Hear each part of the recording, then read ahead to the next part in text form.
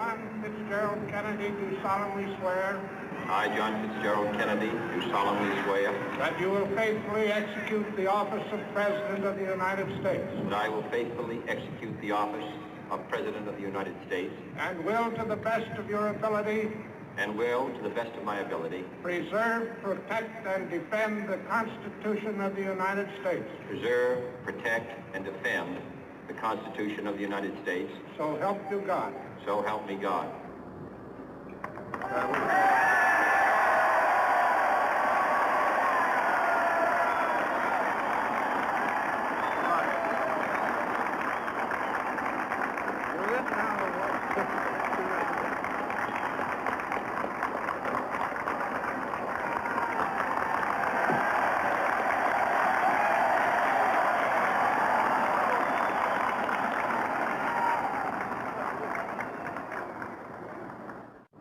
Vice President Johnson, Mr. Speaker, Mr. Chief Justice, President Eisenhower, Vice President Nixon, President Truman, Reverend clergy, fellow citizens.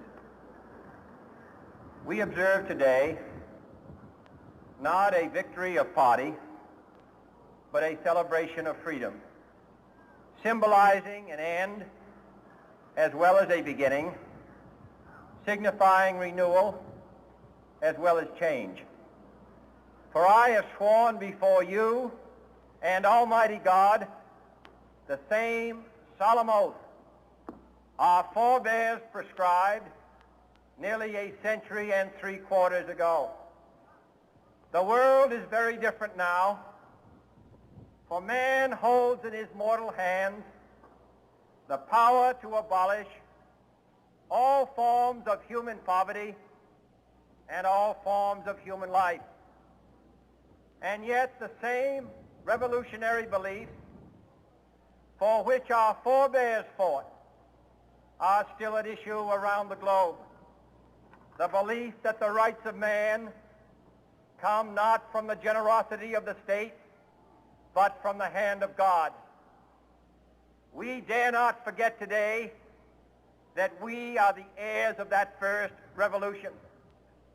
Let the word go forth from this time and place to friend and foe alike that the torch has been passed to a new generation of Americans born in this century, tempered by war, disciplined by a hard and bitter peace, proud of our ancient heritage, and unwilling to witness or permit the slow undoing of those human rights to which this nation has always been committed and to which we are committed today at home and around the world.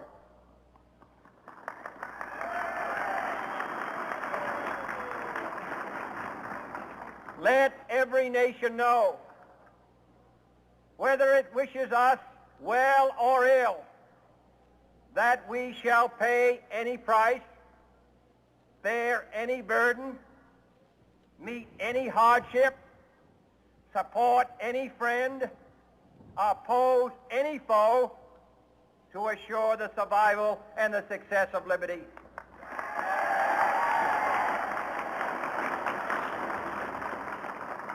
This much we pledge and more.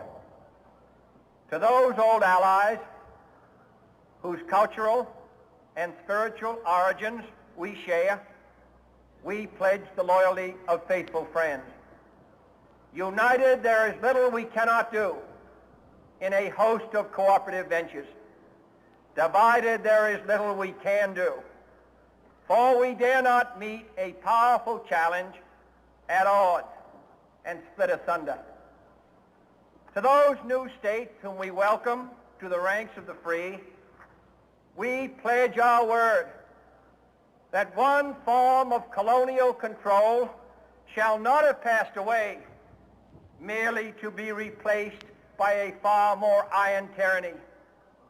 We shall not always expect to find them supporting our view, but we shall always hope to find them strongly supporting their own freedom, and to remember that in the past, those who foolishly sought power by riding the back of the tiger ended up inside.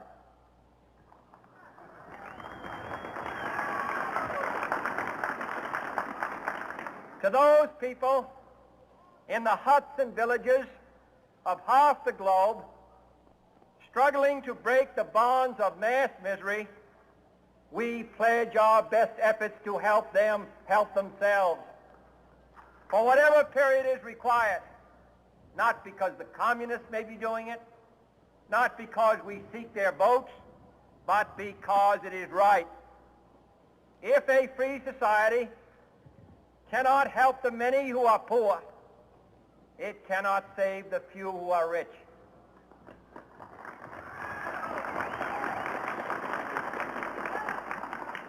To our sister republics south of our border, we offer a special pledge to convert our good words into good deeds, in a new alliance for progress, to assist free men and free governments in casting off the chains of poverty.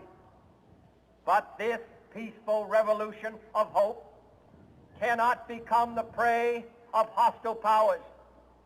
Let all our neighbors know that we shall join with them to oppose aggression or subversion anywhere in the Americas. And let every other power know that this hemisphere intends to remain the master of its own house.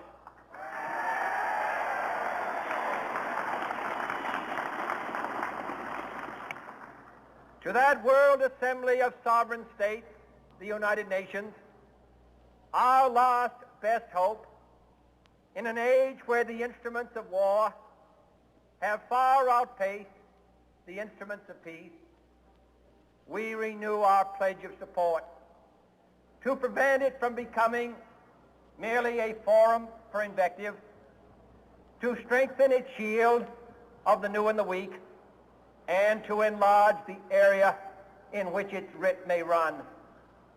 Finally, to those nations who would make themselves our adversary, we offer not a pledge, but a request that both sides begin anew the quest for peace. Before the dark powers of destruction, unleashed by science, engulf all humanity in planned or accidental self-destruction. We dare not tempt them with weakness, for only when our arms are sufficient beyond doubt can we be certain beyond doubt that they will never be employed. But neither can two great and powerful groups of nations take comfort from our present course, both sides overburdened by the cost of modern weapons, both rightly alarmed by the steady spread of the deadly atom, yet both racing to alter that uncertain balance of terror that stays the hand of mankind's final war. So let us begin anew, remembering on both sides that civility is not a sign of weakness, and sincerity is always subject to proof. Let us never negotiate out of fear, but let us never fear to negotiate.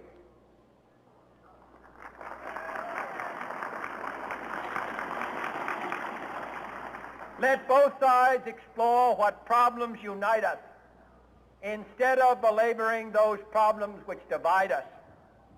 Let both sides, for the first time, formulate serious and precise proposals for the inspection and control of arms, and bring the absolute power to destroy other nations under the absolute control of all nations.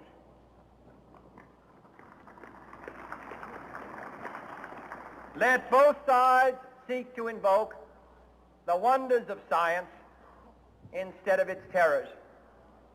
Together, let us explore the stars, conquer the deserts, eradicate disease, tap the ocean depth, and encourage the arts and commerce. Let both sides unite to heed in all corners of the earth the command of Isaiah to undo the heavy burden and let the oppressed go free. And if a beachhead of cooperation may push back the jungle of suspicion, let both sides join in creating a new endeavor, not a new balance of power, but a new world of law, where the strong are just and the weak secure and the peace preserved. All this will not be finished in the first 100 days, nor will it be finished in the first 1,000 days, nor in the life of this administration, nor even perhaps in our lifetime on this planet. But let us begin.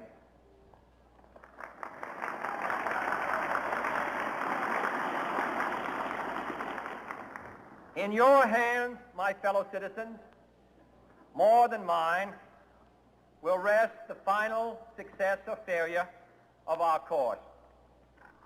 Since this country was founded, each generation of Americans has been summoned to give testimony to its national loyalty. The graves of young Americans who answered the call to service surround the globe.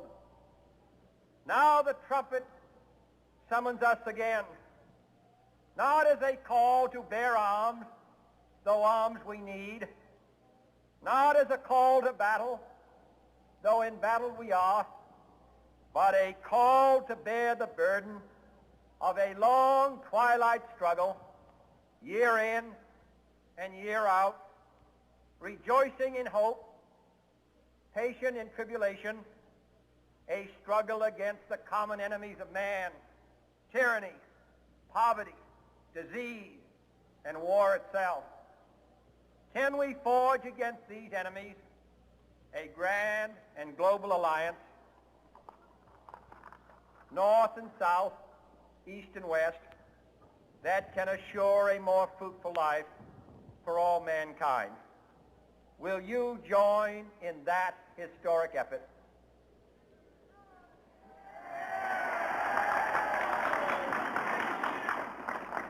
In the long history of the world, only a few generations have been granted the role of defending freedom in its hour of maximum danger.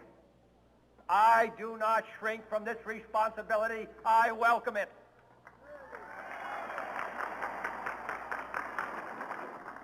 I do not believe that any of us would exchange places with any other people or any other generation.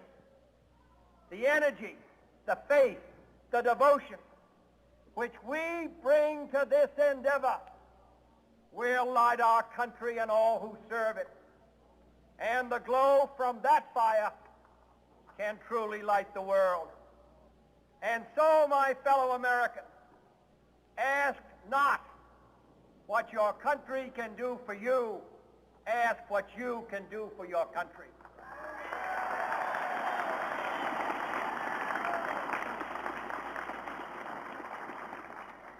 My fellow citizens of the world, ask not what America will do for you, but what together we can do for the freedom of man.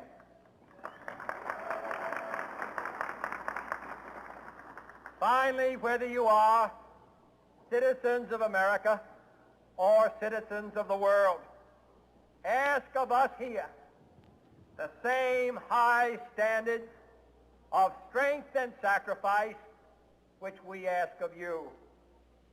With a good conscience, our only sure reward, with history the final judge of our deeds, let us go forth to lead the land we love, asking his blessing and his help, but knowing that here on earth, God's work must truly be our own.